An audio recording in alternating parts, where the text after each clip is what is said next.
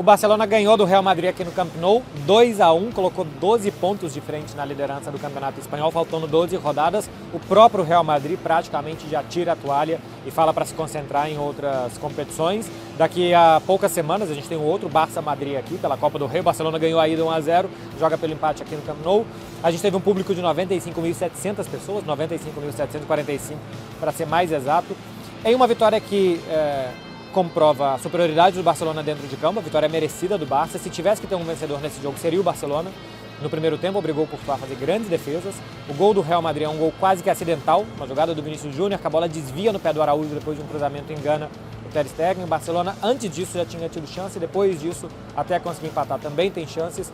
No segundo tempo, cria boas oportunidades, tem um voleio do Lewandowski que passa muito perto.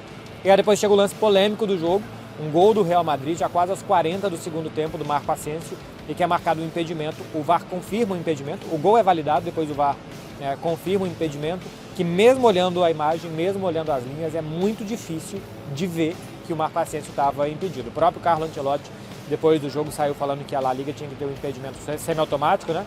Como já é utilizado em algumas competições, na Liga dos Campeões, foi utilizado também na Copa do Mundo. Também acho que deveria ser utilizado, porque, repito, mesmo vendo as linhas, mesmo vendo a marcação, eu não consigo me convencer de que o Asensio estava impedido. O Ancelotti também não, e eu acho que é justo o que fala o técnico do Real Madrid sobre essa dúvida de se o Marco Asensio estava impedido ou não. É um jogo que, mais uma vez, o Vinícius teve muitos problemas contra o Ronald Araújo. Isso é muito mérito do Barcelona como coletivo, porque às vezes que o Ronald Araújo é vencido pelo Vinícius, a defesa do Barça está bem posicionada para uma segunda jogada, para um rebote, para uma cobertura que é preciso fazer. Mas a capacidade do Ronald Araújo de marcar jogo tras jogo um dos melhores atacantes do futebol mundial é algo que tem que ser muito enaltecido. É normal que quando você tem um dos melhores atacantes do futebol mundial, eu acho que hoje o Araújo é um dos melhores defensores do futebol mundial, que um leva melhor em um jogo, que o outro leva melhor em outro jogo, que seja algo mais equilibrado do que a gente vê nesse confronto, de sempre o Ronald Araújo levar melhor sobre o Vini. Se a gente for pegar os números do Vinícius nesse jogo, tocou na bola 60 vezes e perdeu 20.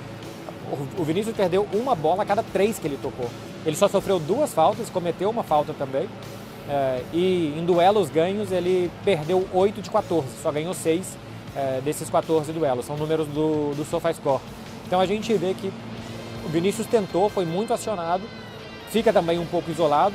Um pouco disso é a estratégia do Real Madrid de isolar o Vinícius do lado do campo, que é para tirar a gente daquela zona e para ele ter mais liberdade de 1 contra 1.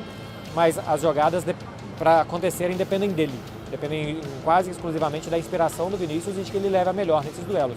Hoje, como ele levou a pior, o Real Madrid praticamente não criou. No segundo tempo, alguns contra-ataques, especialmente depois dos 30 minutos, teve as suas chances. Mas o Barcelona com a bola, o Barcelona criando, tocando, jogou com Sérgio Roberto no meio campo, fazendo um quarteto de meias, né?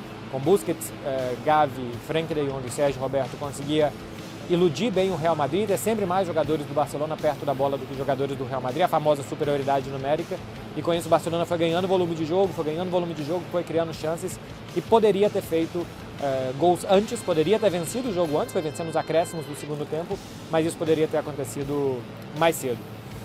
Boa vitória do Barcelona com um grande Rafinha. Rafinha, na minha opinião, entre os jogadores ofensivos, foi o melhor jogador da partida, foi melhor do que o Vini, foi melhor que o Benzema, foi melhor do que o Lewandowski. Foi muito perigoso sempre, inteligente, levando para o fundo, dando de primeira, fazendo muitas tabelas e aproximando gente perto dele no meio para depois girar a bola do outro lado, dando assistências, finalizando, enfim, Rafinha entrando bem em diagonal para finalizar também.